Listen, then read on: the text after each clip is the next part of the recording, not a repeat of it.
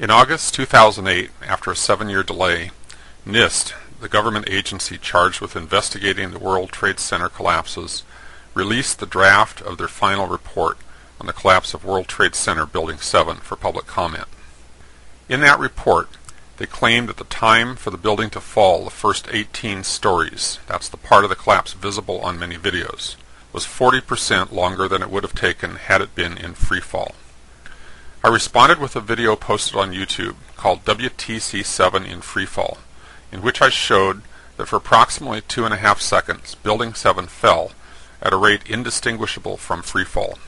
Furthermore, in that video I showed that NIST's methodology was not a valid way to analyze the true motion of the building. NIST's measurement was not just wrong, it was fraudulent. Then on August 26th, NIST staged a technical briefing in which engineers and others with technical credentials could pose questions. I'm a high school physics teacher, so I figured I would be excluded. However, I went ahead and registered, citing my membership in the American Association of Physics Teachers as my professional affiliation. By the way, I am not speaking for AAPT. That was just my passport into the briefing. To my surprise, my credentials were accepted and I was able to pose a question. Here's a little of how it went. Our next question comes from David Chandler of the American Association of Physics Teachers. Any number of competent measurements using a variety of methods indicate the northwest corner of WTC 7 fell with an acceleration within a few percent of the acceleration of gravity. Yet your report contradicts this, claiming 40% slower than free fall based on a single data point. How can such a publicly visible, easily measurable quantity be set aside? Can you repeat the question, please? Sure. Any number of measurements using a variety of methods indicate the northwest corner of WTC 7 fell with an acceleration within a few percent of the acceleration of gravity. Yet the report contradicts this, claiming 40% slower than the free fall based on a single data point. Well, first of all, gravity is the loading function that applies to the structure, applies to every body, all bodies on this particular on this planet, not just in ground zero. Whoa! I'm used to responses like that on a physics exam when a student hasn't even bothered to open the book. But this is NIST speaking, so let's continue.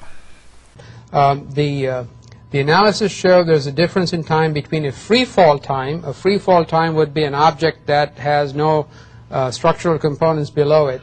And if you look at the analysis of the video, it shows that the time it takes for the 17 for the roof line of the video to collapse down the 17 floors that you can actually see in the video, below which you can't see anything in the video, is about 3.9 seconds. What the analysis shows, and the structural analysis shows, or the collapse analysis shows, it's that same time that it took for the structural model to come down from the roof line all the way for those 17 floors to disappear is 5.4 seconds. It's about 1.5 seconds, or roughly 40% more time for that free fall to happen.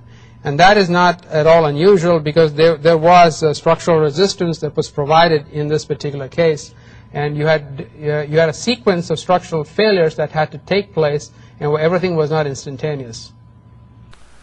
Buried in all that verbiage, what Dr. Sundar is saying is, free fall for the 18 stories under consideration would have taken 3.9 seconds.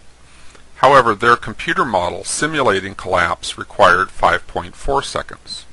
The slower collapse time was to be expected, since there was structure supporting the building as it fell, slowing the fall, that there was a progression of failures that had to take place, and that these were not instantaneous. All of this makes sense as long as you don't look at the evidence. The evidence shows that free fall actually occurred, but since their computer modeling could not come up with a scenario that would allow for free fall, they had to declare free fall out of bounds and try to cover up the evidence. The problem is, unlike the columns and girders buried deep inside the building, the motion of the building is right out in plain view. Since their model predicted 5.4 seconds for the 18-story collapse, they dutifully conjured up a 5.4 second measurement to match. They had to stretch themselves to do it, but they did it. They found the disappearance time, then they went out of their way to pick an artificially early start time, exactly 5.4 seconds earlier. This they compared with freefall time. This next question comes from Dr. Stephen Jones. NIST discusses the fall time for WTC 7 on page 40 of the summary report, where it's stated, assuming that the descent speed was approximately constant. However, observations by others of the descent speed show that the building is accelerating rather than being at constant speed. So the question is, why did NIST assume that the descent speed was approximately constant? Stephen Jones was calling attention to the obviously erroneous claim on page 40 of the draft report that stated that the building descended at constant speed. I'm sure constant speed was a simple misstatement. The correct response should have been, whoops, we'll fix that. But no, here's how they handled that question.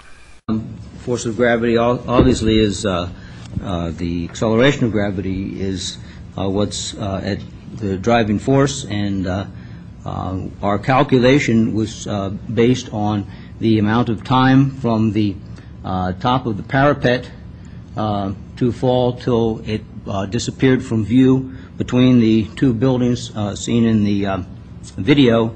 That time was established from the video by single frame search of the time, so that was down to 1/30th of a second, and then we did the same thing for when the top of the parapet disappeared. We found that time to be 5.4 seconds. I didn't hear a whoops in there, did you? This is John Gross, one of the lead engineers for the NIST report on the collapse of the Twin Towers. He has a PhD in structural engineering from Cornell University. He taught engineering at the University of Colorado in Boulder. He has a long resume on top of that. Don't you think he probably knows the difference between speed and acceleration? Don't you think he could explain it with perfect clarity if he wasn't so preoccupied trying to cover his tracks? Don't you find it interesting that the 5.4 seconds he measured for the collapse time just happens to exactly match the theoretical prediction of their model? That kind of precision is incredibly rare when modeling real-world events. Incredible is the right word. It's not credible. This measurement has all the characteristics of what we call dry labbing, manipulating the data to fit a predetermined outcome. It's an ethics violation in science on a par with plagiarism.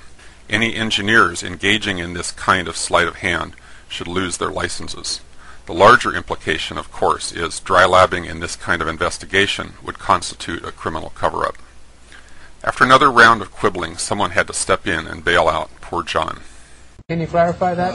I think it's something that we need to clarify and correct in the final version of the report. Okay. That was August. This is November. The final version of the NIST WTC 7 report just came out, and guess what? We have a revised analysis of the building collapse rate. Constant speed is out. Constant acceleration is out. Instead, we have 3 phases of collapse, with a whopping 2.25 seconds of absolute freefall. The irrelevant 5.4 seconds is still defended in the wording, but it plays no apparent role other than CYA for John Gross and Associates. So freefall is hereby official dogma. How are they going to handle all the ramifications of that inconvenient fact? Read on. It says, the 3 stages of collapse progression described above are consistent with the results of the global collapse analysis discussed in Chapter 12 of NIST's NC Star 1-9. That's it. Freefall went from an impossibility that required backflips in logic to obfuscate to a simple fact to be measured, then declared consistent with their fire-induced collapse hypothesis. Apparently they have now decided that freefall is okay as long as it is seen as a part of a longer stretch of time that covers the required 5.4 seconds. In other words, they dropped the bullying tactic of blowing smoke to obscure the facts, and adopted an alternate bullying tactic: cover it with a lie and walk away. However, NIST cannot walk away from freefall. Now that NIST has certified freefall as fact, take a look at the implications.